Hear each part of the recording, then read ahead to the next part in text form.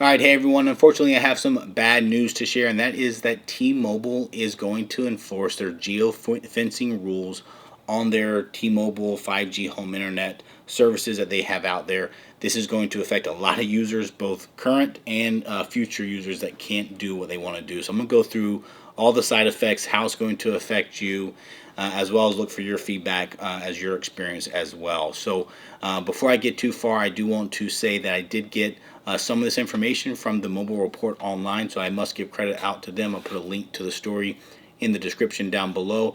And also, before I get too far, I must say this is Nate, and this is the Tater channel.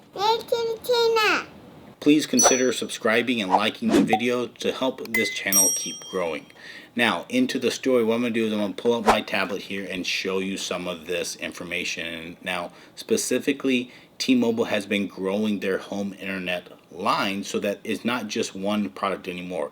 They have backup plans, they have T-Mobile home internet Lite plans, which just gives you a smaller amount of data.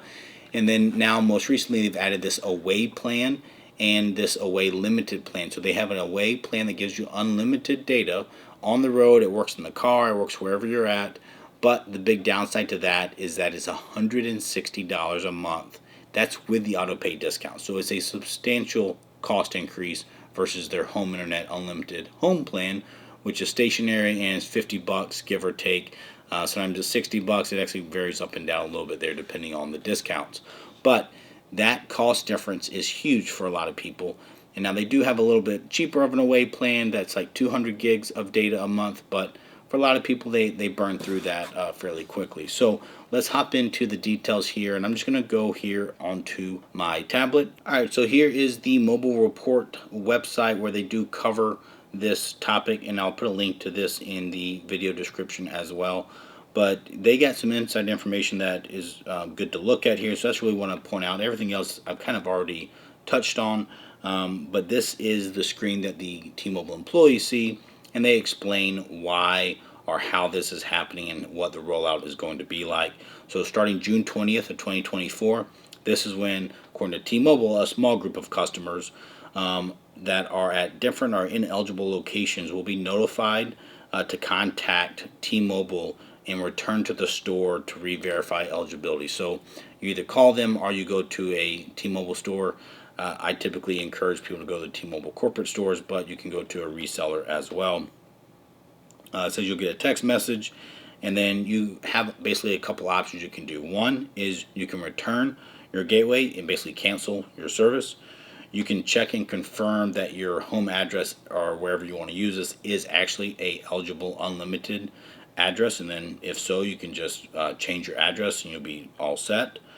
Or you can switch to another plan, a home internet plan that doesn't require the unlimited eligibility, meaning you can go to like a Lite plan, you can go to the limited data plan, a backup plan, something like that, and you can still be using it at that uneligible unlimited address.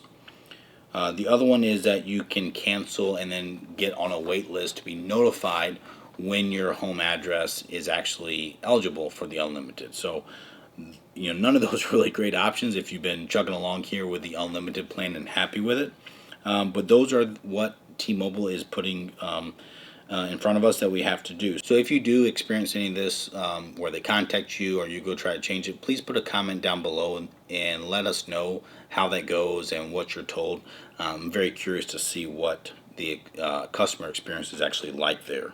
The one thing I will say on this is that if you do end up canceling, I would strongly encourage you to return the gateway in person to a store, namely a corporate store, and get a receipt that you returned the device. You should actually get an email right away as well that says your device was returned. So when I've done that, that's been the best way. I do not like to mail it back with a UPS label. Many people have gotten hosed where they claim that it never actually returned to them, even though you have a UPS tracking number that says they got delivered.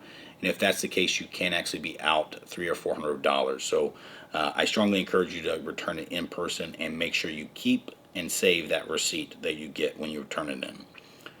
And then they do go through a little bit of comments here where it talks about people that were kind of unfairly perhaps affected by this, meaning that You signed up, you gave the T-Mobile rep your address, and this is namely at the stores. Typically on the phone, they don't do this. But maybe the agent actually used a different address to work around the loopholes there of your address not being eligible. If that's the case, you're soon to find out that you're actually not using the device where it's allowed to be used, and you're going to be forced to either pay up or cancel. So as far as how they're actually implementing this, it's a little bit unclear. Most of the gateways have a GPS antenna built into them, but they don't need a GPS antenna or a GPS signal in order to locate a cellular device. The towers can actually kind of triangulate that and determine where that is. Now, it's not as accurate as GPS typically, so maybe if they're using the towers to locate these and you use your next door neighbor, you might get away with it. But if they're using the GPS, then there's a good chance it might actually be able to tell each house individually. And I'll be curious if someone has that experience to let me know in the comments below what they've uncovered themselves. Okay, so just to go into what the Away plan is real fast, this is the T-Mobile website now, and this is where they talk about the Away plan now that it's finally out and available, and it really obviously is targeted to people like semi-truck drivers, RVers, other types of nomads that travel around a lot when needed, and it is quick and easy to set up. You do have the ability where it stays connected even when you're driving on the road. That's something that like Starlink doesn't do. I think Starlink's like 10 miles per hour or something, and it will start to cut out. But you can get lots of Wi-Fi devices on there, Ethernet devices. And the other, must say is a nice thing, although I think all the plans have this, is that you can pause the plan for 90 days twice a year. So basically half the year you could pause it. So if you only travel in the summer or the winter months or vice versa, then you could pause it and pay $10 a month instead of the full 160 or 110.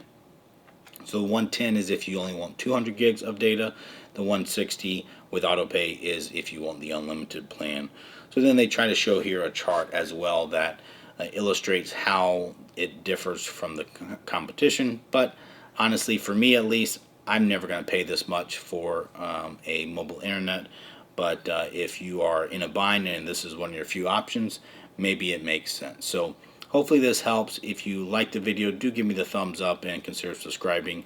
And again, do put comments down below if you experience this either on the upside or the downside, and let me know how it goes. So thanks. Take care.